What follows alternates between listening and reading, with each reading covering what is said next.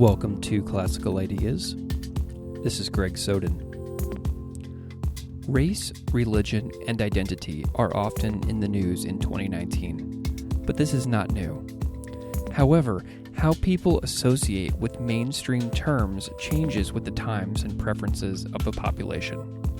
For example, World War II draft cards used racial categories to put registrants into specific categories, but not all people of the time period accepted the government-issued designations. Occasionally, black registrants asked draft registrars to write down olive as the skin complexion and Moorish or Ethiopian Hebrew in the race category. The reason for these requests were religious in nature, as well as the shirking of labels associated with slavery in the United States and the assertment over control of how one identifies themselves on government documents. The anecdote above, based on many examples and years of archival research compiled in the book New World A-Coming, Black Religion and Racial Identity During the Great Migration by Dr. Judith Weisenfeld from Princeton University, tells the stories of the charismatic leaders and ordinary adherents of groups like the Moorish Science Temple, the Nation of Islam, Father Divine's Peace Mission Movement, and Ethiopian Hebrews. In this beautiful book full of amazing photographs, stories, collages, draft registration cards, drawings, and flyers from throughout the Great Migration years of the 1920s, 30s, and 40s, Weisenfeld examines how some groups of people view religious and racial identities as divinely ordained, inseparable, and how self-identity and political sensibilities are conceived. Dr. Judith Weisenfeld teaches in the Department of Religion at Princeton University, where she is the Agate Brown and George L. Collord Professor of Religion and Associated Faculty in the Department of African American Studies and the program in Gender and Sexuality Studies. Her research focuses on early 20th century African American religious history, and she is especially interested in the relation of religion to constructions of race, the impact on Black religious life of migration, immigration, and urbanization in African American women's religious history, and religion in film and popular culture. Please visit her website at judithweisenfeld.com and follow her at twitter.com/jlweisenfeld. As always, if you like this show, you can follow me on Twitter at classical_ideas, on Facebook at facebook.com/classicalideaspodcast, or support this work at patreon.com/classicalideaspodcast. It was a delight to speak to Dr. Judith Weisenfeld, and I hope you enjoy our conversation on the book, New World A-Coming, out now in paperback from New York University Press. Dr. Judith Weisenfeld, thank you so much for coming on Classical Ideas. Thanks for the invitation. You're welcome. It's so great to have you. I'm wondering if you can just spend a moment and introduce yourself to the audience however you see fit. I'm a scholar of early 20th century African American religious history, and I teach at Princeton in the Department of Religion, where I'm also affiliated with the Department of African American Studies and the programs in Gender and Sexuality Studies and American Studies. And most of my research has been in two areas. One, on the impact of urbanization and migration on African American religious life. And the second area of focus has been on sort of cultural constructions of race and religion in America. So one project I looked at how early sound films helped to produce popular images of African American religious life. And so these two have come together in my most recent book on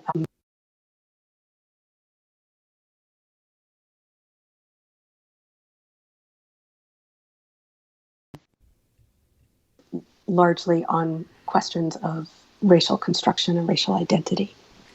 Excellent. Well, we are here today to talk about your most recent book, New World Coming, Black Religion and Racial Identity During the Great Migration. And this book just came out in paperback in 2019 from NYU Press. And we're a few years on from the publication of the first edition hardback in 2016. So in the last 3 years, a lot of news has been coming out in the world, and a lot of things about religion as well from every year keep happening. But I'm curious that about 3 years on from the original publication, what does the title New World Comin' mean to you down the road? That's an interesting question in that was not my title for the book. And the subtitle is close to what I had wanted, but the press suggested changes. So for many years, the working title of the project was Apostles of Race. And that working title was drawn from a chapter within a book by journalist Roy Ottley that's titled New World A-Coming. And the subtitle of his book is Inside Black America. So that was a portrait from the 1940s of really life in Harlem, life and culture in Harlem. And he profiled religious and political leaders and cultural life. And I was really taken with the title of one of his chapters, Apostles of Race. And the press suggested when we came to the end of the project and thinking about getting into publication that we needed something that captured the kind of dynamism of the groups better than my working title, and they suggested New World A-Coming. And I was disappointed for a long time because it just lived in my head, and other people had read drafts, and students all thought of it as Apostles of Race. But I'm actually, down the road now. I think it was a great decision to focus on that question of dynamism and creativity. And I think, I'm not sure that I can chart some ways in which my attitude towards it has changed in the interim, but I think it was the right move to focus on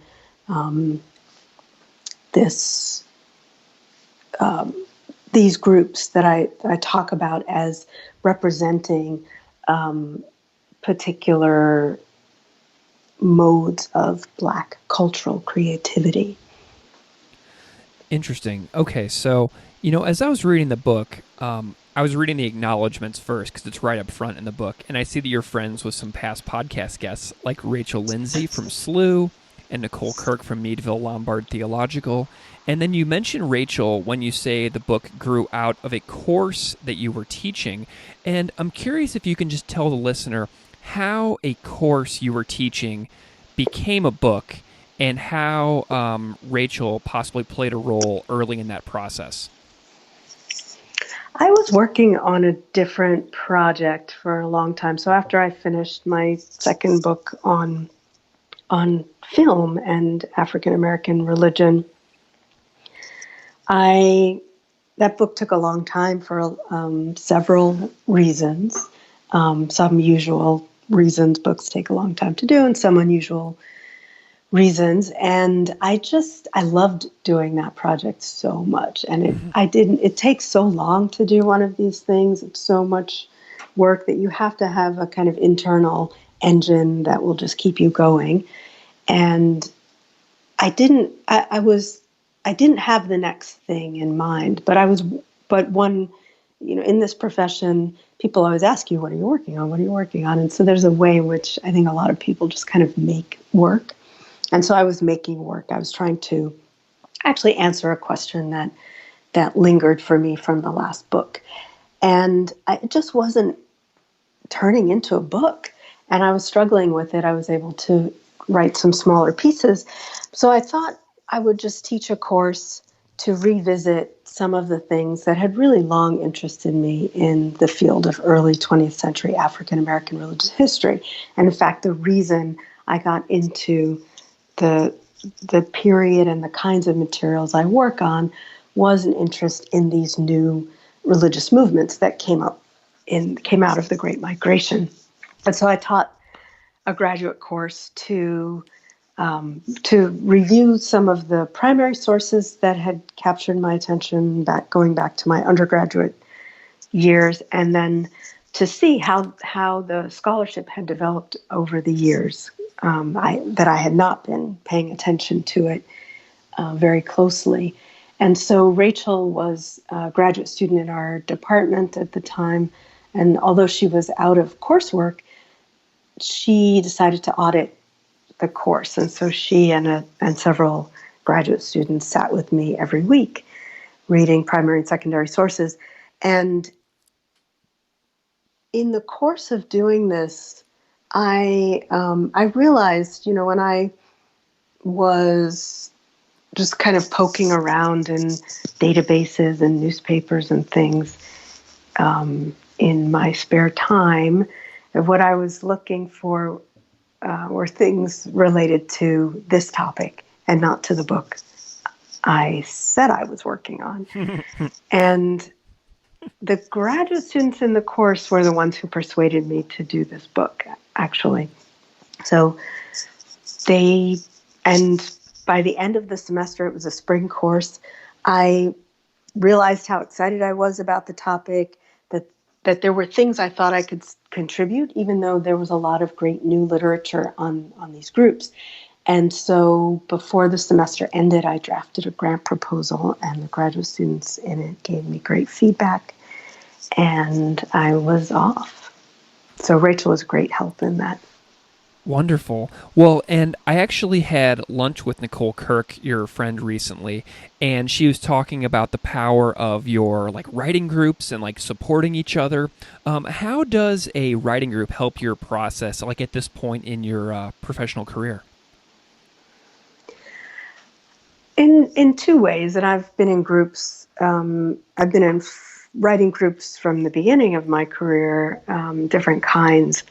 And we have a weekly workshop in our program at Princeton where we read works in progress, and so I get to present work on a calendar, along with graduate students and colleagues and visitors.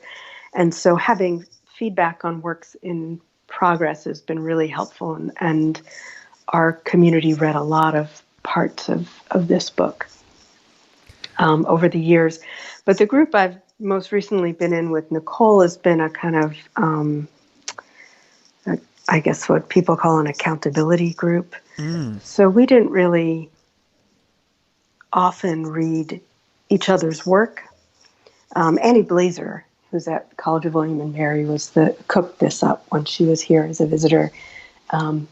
And so it's a kind of check-in group where we talk about goals and what kinds of impediments we're facing to meeting those goals and get feedback from people. But just kind of, I learned this early on in my career, and I was kind of doing it by myself. I would just announce to people, I'm going to have this chapter drafted by X date, and never quite, you don't usually meet deadlines exactly in that way, but publicizing goals and then having people say, hey, how did that turn out, has been really a really useful mode for me, and this group kind of formalized it.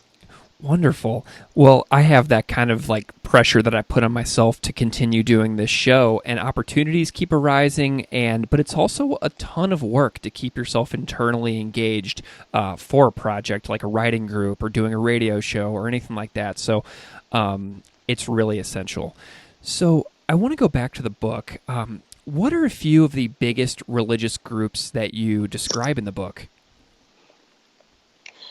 The book focuses on a kind of subset of a broader range of new religious developments that happen in the context of this migration to the North and immigration from the Caribbean in the early 20th century. And so it's a subset because the main lens through which I'm analyzing them has to do with the ways in which they talk about race in relation to religion. So it's not a survey of all new religious movements or communities that develop, but ones that give us insight into some of the transformations in thinking about racial identity.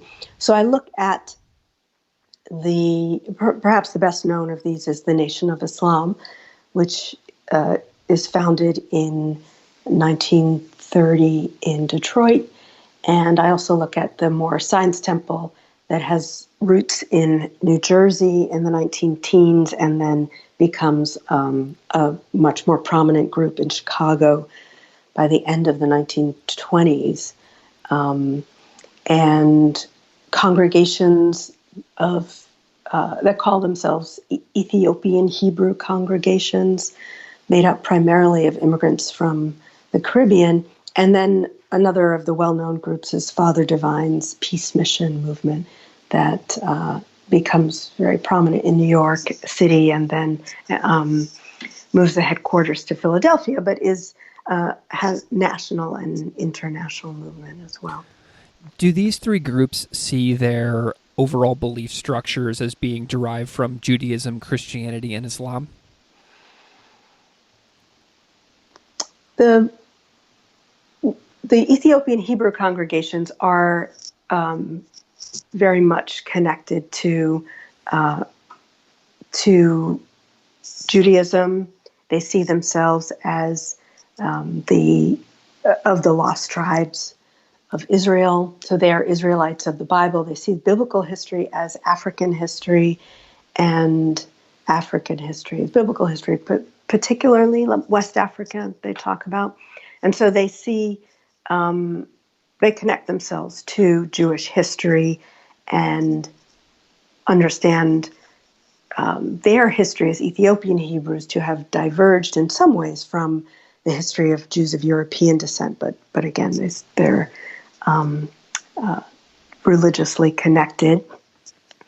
The Moore Science Temple and the Nation of Islam talk about themselves as Islamic groups, as Muslim groups, and Father Divine's movement is organized around the idea that he is the God of the Bible in the flesh, and so it is in a Christian lineage as well. Some of Rachel Lindsay's work has been on really explicating how the Bible functions for the Peace Mission movement. Wonderful. Okay, so the subtitle of the book includes the phrase Black religion and racial identity. And then throughout the book, I noticed that you often use the phrase religio, racial identity. So you write that the term designates, quote, a set of early 20th century Black religious movements whose members believed that understanding Black people's true racial history and identity revealed their correct and divinely ordained religious orientation. So my question is, simply put, what does it mean to have a religio-racial identity for members of the Moorish Science Temple, Ethiopian Hebrews, Nation of Islam, and Father Divine's Peace Mission movement? What does that term mean? I use it to talk again about this idea that religion and race are interdependent identities for them. So in all cases, although they come out the other side of this with different conclusions, but they all reject the idea that they are Negroes. So as a racial identity, they see that, or as a racial ascription, label, category, classification, they see that as something that is the product of enslavement and was imposed on them. And so members of these groups, founders and members, are on a search for from their perspective, their true racial identity. The Moorish Science Temple people announce at many points, God did not make us Negroes, right? That's a category that to them is it's fabricated. So they see religion as a way of discerning their true racial identity, and that these things are necessarily connected. So, I mean, one of the things that interested me in terms of pursuing this project was that, there's a lot of good work on the groups as kind of single groups alone. I was interested in the fact that they emerge at the same time and that these ones are doing similar moves in relation to race, so rejecting Negro. And the more recent works are very interested in the first question you asked me, how do they sit in relation to Judaism, Christianity, Islam? But I still didn't have answers to the question of why are they calling themselves Ethiopian Hebrews or Asiatic Muslims or Moorish Muslims? What did that other part, how did that figure? The Ethiopian, the Moorish, the Asiatic. And for Father Divine's movement, it's a complete rejection of race.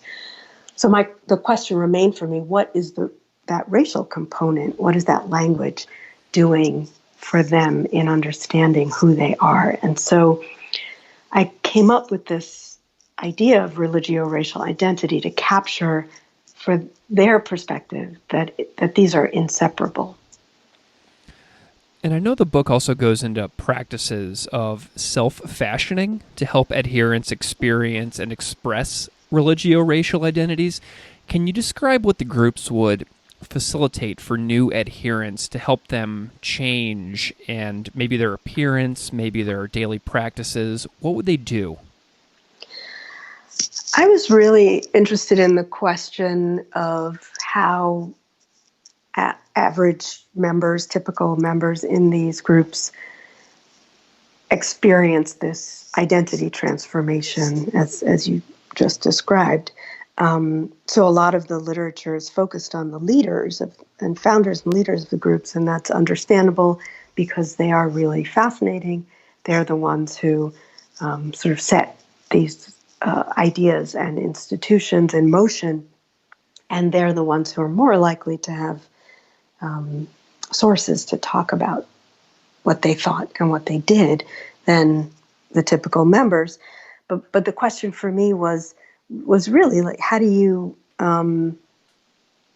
does one enact this identity? Mm-hmm. And so I started to think about these practices that really reshaped, help people to kind of reset themselves and move through the world as something other than, what they had been, which was most likely a Negro Christian. So the book is organized around the kind of individual transformation through things that are not uncommon in other kinds of religious groups or in practices of conversion, although they didn't talk about it as conversion. They talked about it sometimes as reversion, or it's a kind of apprehension of something that is true and hidden rather than the taking on of something that was new. So they would change their names often, and some of the groups adopt new forms of dress, diet, family organization, things like that.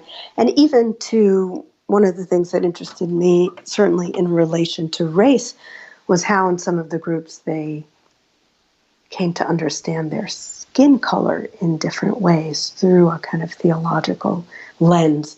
So in the Moorish Science Temple, in which founder Noble Raleigh talked about their theology as, that talked about their identity as Moorish Americans descended from Moors, and as Muslims religiously, they came to talk about their skin color as olive. Again, regardless of the visual apprehension of it, that is a theological term that they applied to remake themselves and connect themselves to a certain kind of divine lineage. So dress, diet, names, ideas about skin color, practices of sex and sexuality and family organization. All of these things have surrounded the individual to remake them in the context of this new theology and whatever kind of community institutional structure it made available. Speaking of Noble Drew Ali, the new school that I'm teaching in, one of my students in one of my history classes mentioned that he had done a research project on Noble Drew Ali's life in one of his history classes, which I found to be amazing because... It is really amazing. Yeah, he's 15 years old, and right when I started teaching him, I had been reading your book the night before, and I read your introduction chapter highlighting Noble Drew Ali, and the very next day this student mentioned he had done this project, so like worlds were colliding right there for me. So you start the book with these two figures, Alec Brown Bay and Noble Drew Ali from the Moorish Science Temple. And one of my favorite questions I like asking on this show is I ask historians and authors why they start their books with the anecdotes that they do. So can you tell me a little bit about these two figures and why you found them intriguing enough in the grand picture of African American history to start your book with their story? Alec Brown Bay is somebody who nobody's probably ever written about before, whereas Noble Drew Ali is someone who is more well known, at least within the realms of African American religious history or some broader scope of American religious history. Your student might have come upon that story in part because of the name Bay, which is very common in the Moorish Science Temple. One of the names that members took was Bay, and another was El, spelled E-L. That they understood to be their true names as Moorish Americans. And there are a lot of popular culture figures in basketball, in hip-hop, who have the name Bay and whose families have some connection to the Moorish Science Temple. So Noble Drew Ali is kind of known in that way. He was, except that we don't actually know that much about him as a historical figure. Within the group, he was spoken of as Timothy Drew, born in North Carolina in 1886, and migrated to New Jersey, where he founded an organization called the Canaanite Temple, and then to Chicago, where he chartered the Moorish Science Temple of America and gathered people around him around this idea that he was a prophet and brought this prophetic message that we are not Negroes, we are not colored, we are not Ethiopian, they would say, but Moors, descended from the Moors, and that we are Muslims.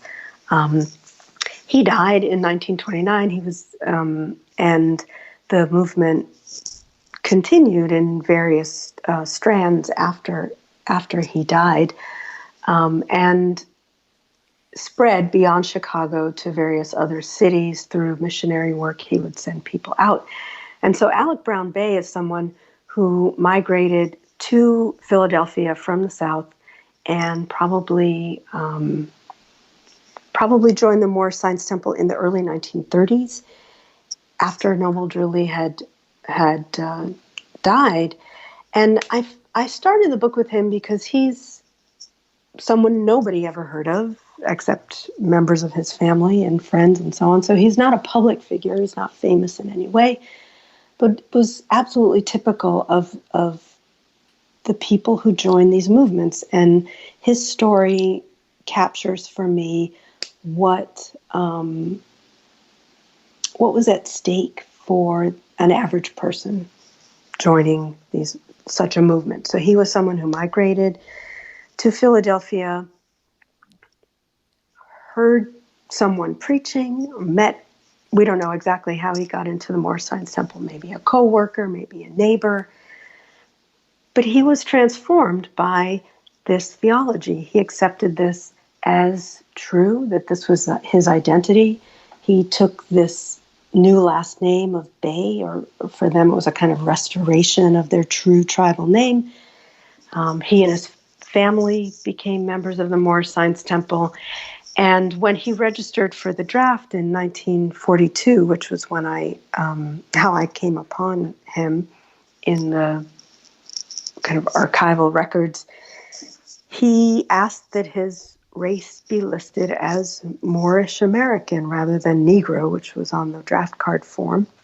That his complexion be described as olive, which I said was a theological commitment. So we can see sort of how committed he was to this, that in this really powerful moment of engagement with government officials, or, with a branch of the government in the army, he insisted that his race be described through his theological lens, right? So that his religio-racial identity is recognized. And it just really encapsulated I have many other examples of such things, but as one, it captured the average person. I keep saying this, but just someone who was really taken by the theology and became committed to it to this degree that it seemed the right place to start the book. I want to come back to that archival research in just a second, but I really love your commitment to profiling, like what you call ordinary people. And there was one anecdote that I was really taken by, and that was your account of Carrie Peoples being in her house and having W.D. Fard knock on her front door, and then with her winding up joining the Nation of Islam. And I like how your book not only focuses on like the charismatic leaders like Noble Drew Ali or W.D. Fard, but also on regular people's lives. And recently I was reading the book Being Muslim by Sylvia Chan Malik from Rutgers, and her book profiles ordinary people's lives as well. And I'm just so taken by the everyday lives of ordinary people. Like the power of individual stories is so compelling for readers. And I'm curious, what do you love about being able to write about the lives of ordinary people from 100 years ago? Like, does it feel like a privilege to be able to bring these long deceased folks into our historical record in new ways? That's a really wonderful question, a way to think about it. I love it. I mean, it's the thing that got me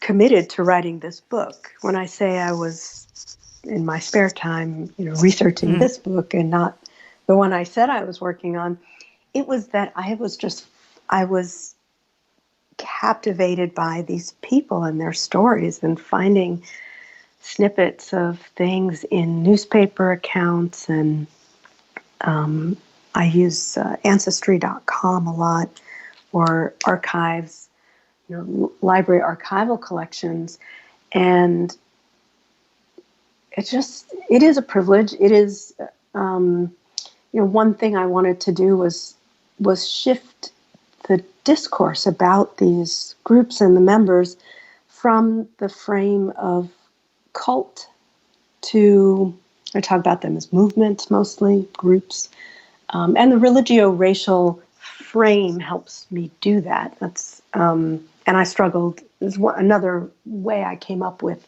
that framework was not just to talk about the individual sense of self that developed, but I use it as a label for the groups, for the movements, to reject that idea that that these groups were all about a certain kind of coercion and abuse. That's not to say that those things didn't happen. They also happen in things that people are certain are religions. So it didn't, to me, to call them cults didn't explain anything about them, didn't illuminate anything. And so shifting to the stories of ordinary people helped also to show the agency of members of these groups, that they were compelled and they made choices, and they also, in making those choices and in participating in these practices, self-fashioning practices, help to produce the theologies and the institutional structures. And so I found that turning to them rather than just focusing on the leaders just made it such a much richer story. And I actually have a database I haven't looked at in a long time. I have, I don't know, so collected so many names and addresses and, places of birth and occupations and family members. And, they're not, I had to, the ratio of things I collected to the stories I could actually flesh out for the book is, it's like a huge funnel that comes down to just a couple of things, but it's so worth it. And I don't know, I just love combing through. When you go to a new city for the first time, do you look back at your archive and see if there's any addresses that you can go and stand at? Sometimes, yeah, I do like to do that. I also spent a lot of time, none of these made it into the book as visual sources, but I spent a lot of time now mapping things. So if reading the census, for example, which I love, the census is actually surprisingly textured and rich to me. But I might collect a set of addresses in a particular city, and I'd love to just pop them onto a custom Google map and see what the physical relationship is. And that actually sort of visualizing these addresses helped me tell certain part of the story about later in the book about space and place and how people engage the urban environment in ways that derived in some ways from their theology. So mapping from those sources has been really useful for me. And you've mentioned documentation and archives a couple times, and I was really I found myself flipping through the book for your images, and you had marriage certificates, death certificates, draft registration cards, FBI surveillance, census records, immigration forms. Tell me about this archival research process, because I feel like if I were in that situation, I would be so overwhelmed that I would never get done. How do you navigate this as a historian, this overwhelming trove of research that you had to do? It's an interesting angle on it, because in some ways, I thought, and maybe other people thought too, going into this, that there actually are no records, right? How do we get the ordinary people? They didn't leave our archival collections. And the leaders didn't leave many either, but there are a few. But I think I started with the idea that it was going to be really hard because there were not sources. And then an accidental discovery in the draft card database, I had kind of passed through a veil where I realized there was this whole world of other kinds of sources that I could use, and then it became overwhelming. So I didn't start out thinking that, there's so much stuff, how am I going to deal with this? At first I thought, this is a really challenging thing. I don't actually have any sources from the people. How am I going to answer these questions? So this happened before I was committed to working on the book, and while I was teaching the graduate course, we were reading about Wentworth Arthur Matthew, who was the rabbi of the Commandment Keepers Ethiopian Hebrew congregation. And we were reading an article by Jacob Dorman, who, since I taught that course, published a very important and useful book called Chosen People, about the rise of Black Israelite religion. And we were reading an article he'd written about Wentworth Matthew. And he talked about how Matthew described his place of birth in different ways over time. And so I just went into Ancestry to find some primary sources in advance of the class session to talk about with the students, and I happened on his World War II draft registration card, and I didn't even know that that was a thing. I'd never used that kind of record, that particular kind of record before. I didn't know. And when I looked at it, I saw that he had asked the registrar to write Hebrew in the box on the form. So it's actually written above Negro, which is pre-printed on the form. And I actually taught the course, and I sat on that for a while. And then I wondered, I wonder if members of other groups asked for those kinds of things, or other people in the Ethiopian Hebrew congregations asked for that. And I went in and I found hundreds and hundreds and hundreds over time of that sort of thing. And so that opened up this world of bureaucratic paperwork, and the idea that in some ways became really critical to my understanding of what was going on in these movements, that the production of this religio racial identity happened in an ongoing way, and through these kinds of transactions with public officials in lots of places. And that, so in the draft registration process, when the census enumerator came to the house, when they registered people for their kids for school and asked that their true names, as they understood them, be used, or that they be recognized racially, for getting a driver's license and voting and marriage license and where you're going to be buried, all of these things were ways in which they continuously expressed their commitment to a particular religio-racial identity. And at the same time, so two other things briefly. One, it opened up to me the ways in which they both resisted government-imposed classification systems and also sought to be included on their own terms. So they weren't just opposed to, the Nation of Islam is more the case, right? So they rejected the authority of the government. But in these other groups, they rejected government-imposed classification, but wanted to be included and participate on their own terms. And I think I hadn't seen that really until I found this whole web of government documents. And then the last part of that is just to say that learning how to read kind of against the grain in those official documents was important as well.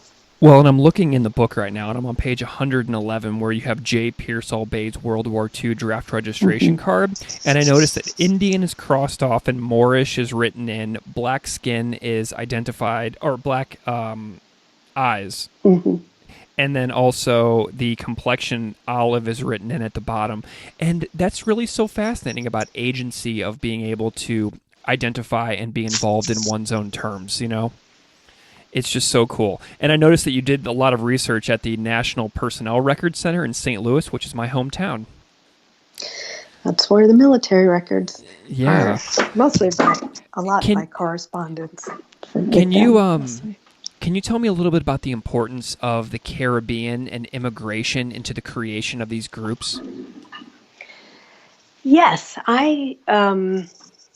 it's something that I had hoped to highlight even more, but it was important to me to think about the Caribbean origins of lots of the participants in these movements and not simply fold them into a kind of a broad African American history, although certain second and third generation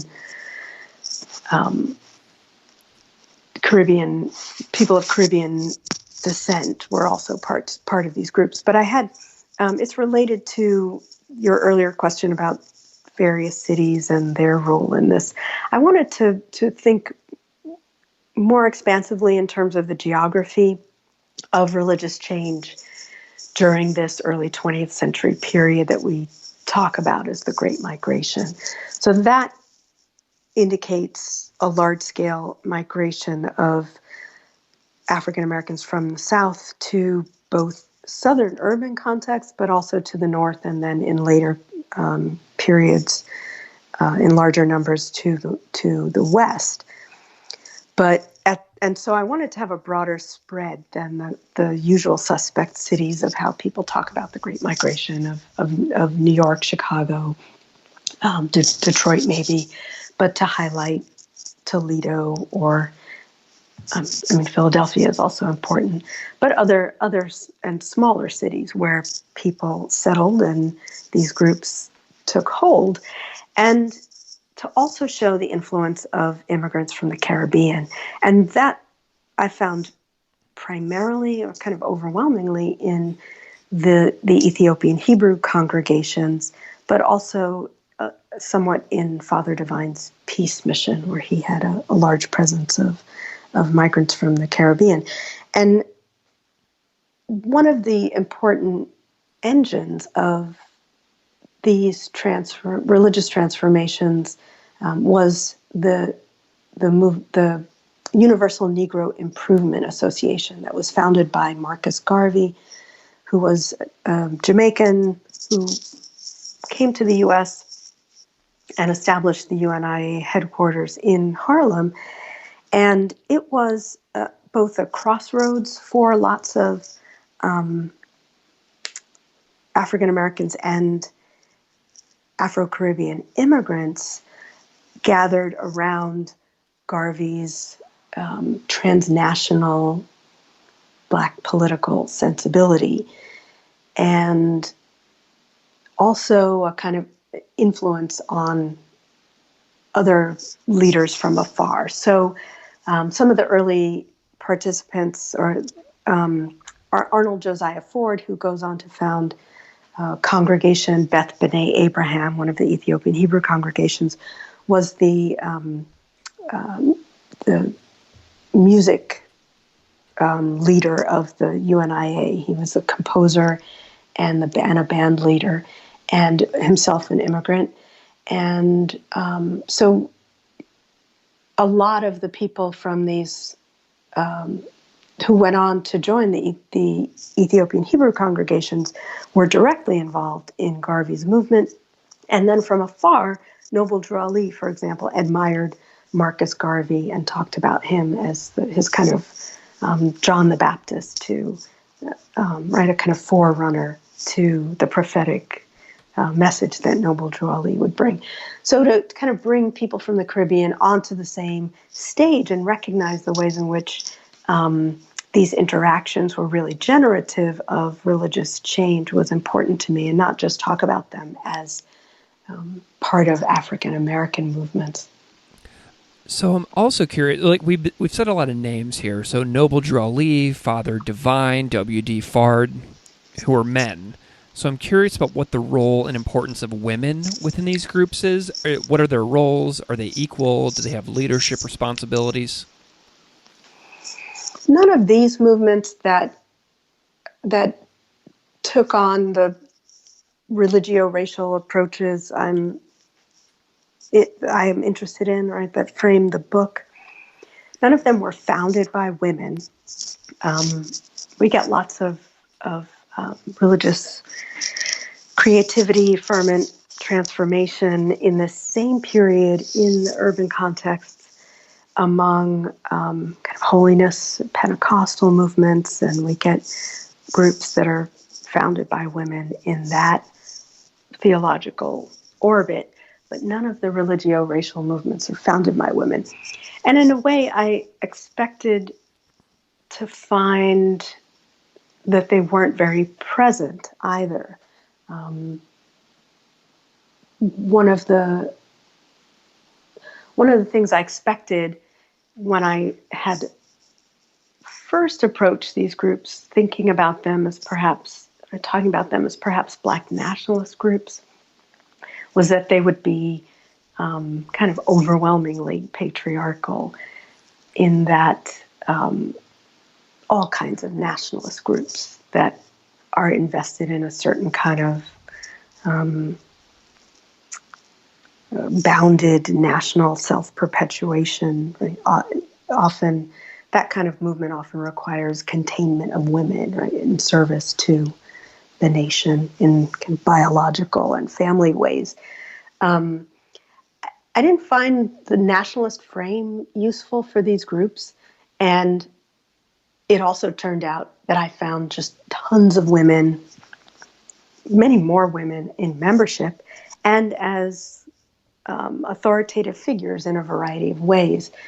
And so in turning the lens to the ordinary members and thinking about them as creators of these groups, as much as the founder and leader kind of gives forth the theology and a structure, but it's the ordinary people who enact it and in that work actually develop and change and transform, that women also could be seen as producers of these movements.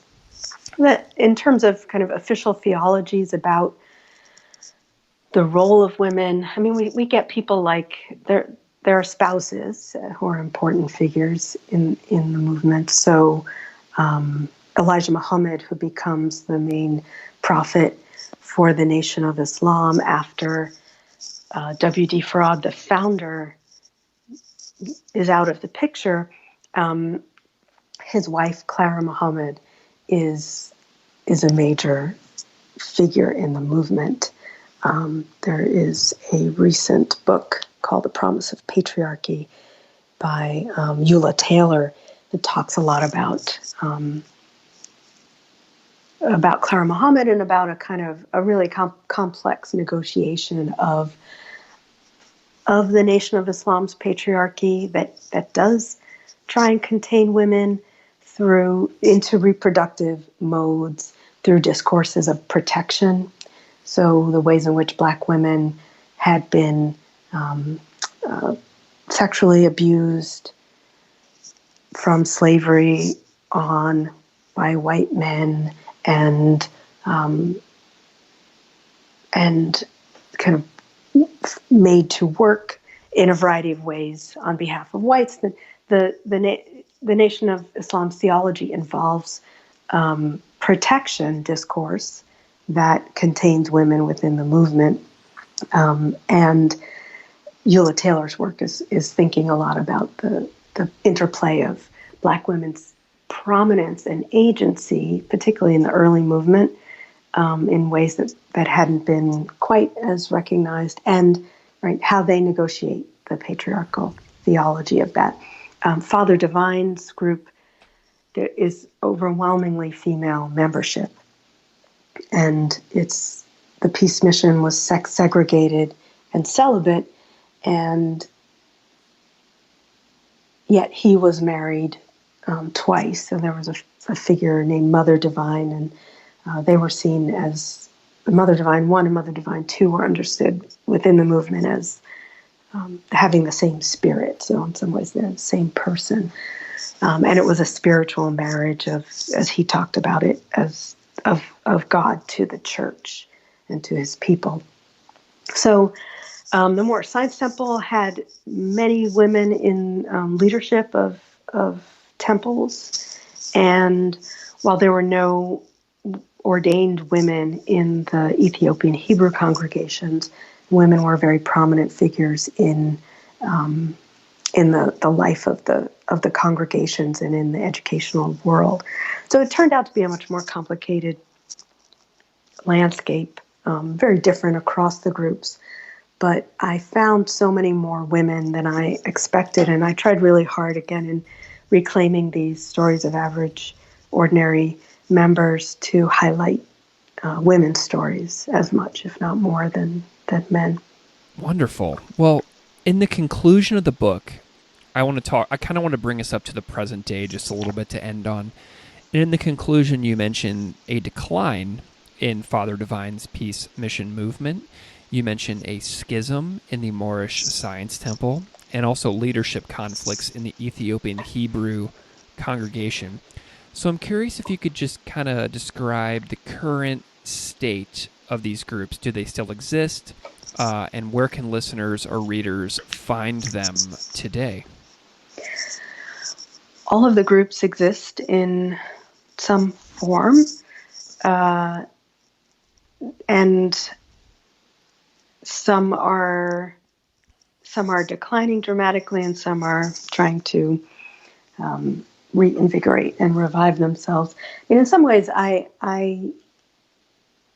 in talking about the Ethiopian Hebrew congregations and the Moore Science Temple, I underplay the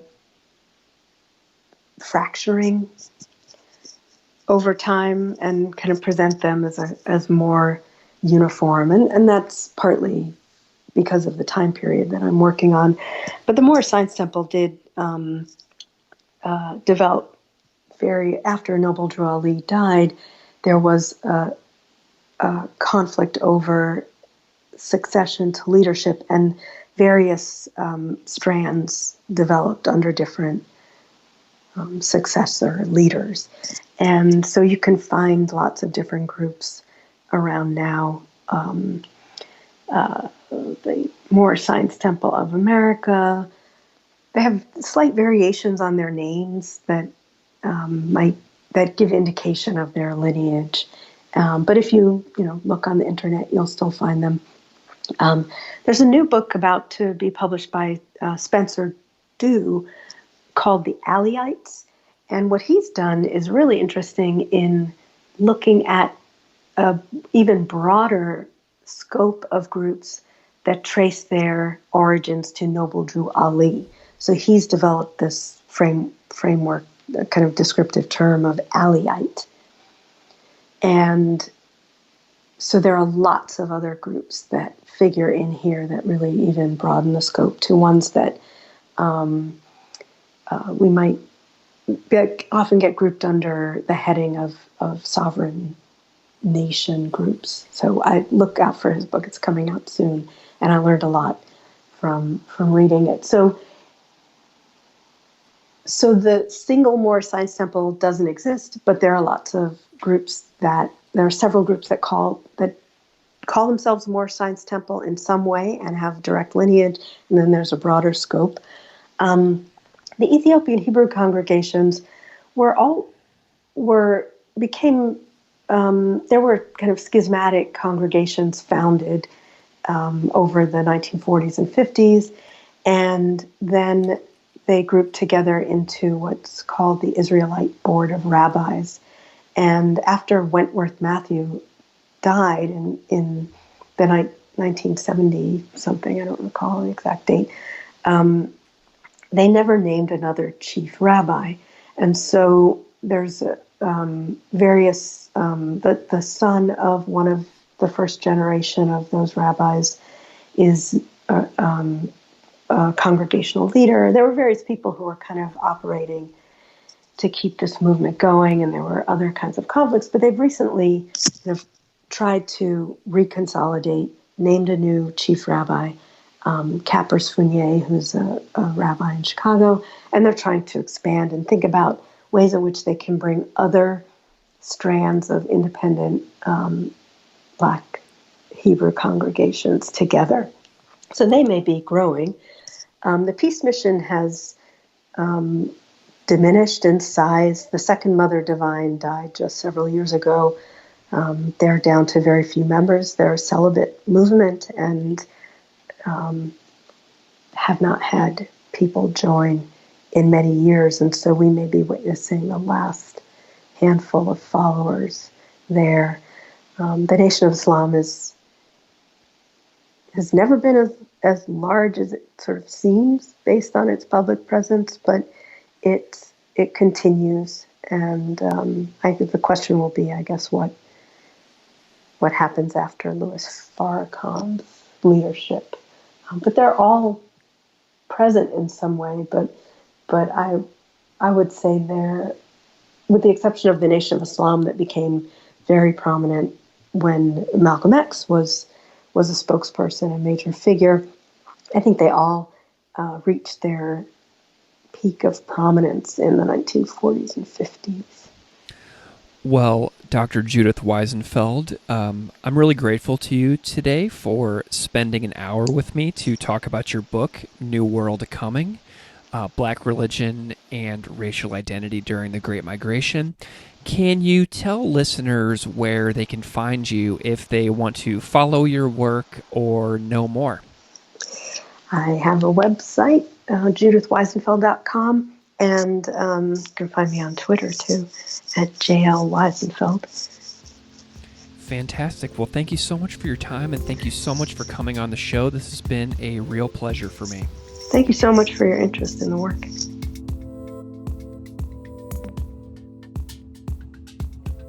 Classical Ideas is produced by me, Greg Soden. Music on Classical Ideas is composed and performed by Derek Strybig.